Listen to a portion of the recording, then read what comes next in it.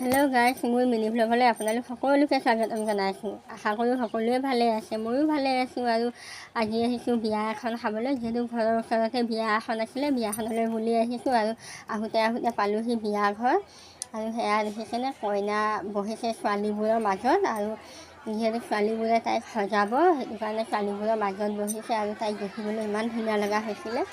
আৰু আপোনালোকৰ সেইফালে কেনেকুৱা ধৰণৰ নীতি নিয়মে এখন তুলনি বিয়া পতা হয় জনাবচোন। আৰু এতিয়া আহিলোঁ ভাত খাবলৈ। আৰু এয়া আমি বহিছোঁ, দি আছে আমাক। ইফালেও চাওক ইমান মানুহ হৈছে, যিহেতু এনেকৈ লগতে বহি খাবলৈও ভাল লাগে। আৰু ইফালেও বহিছে, তেওঁলোকেও খাব লৈছে। আৰু এনেকৈ বিয়া বুলি ক'লে কাৰ ভাল নালাগে, নহয় জানো? আৰু খোৱা বোৱা কৰি আহিলোঁ আকৌ কইনা সজোৱা চাবলৈ। এয়া কইনা মূৰত তেল দি আছে। আৰু এনেকৈ অলপ সময় বহি কথা বতৰা পাতি মেলি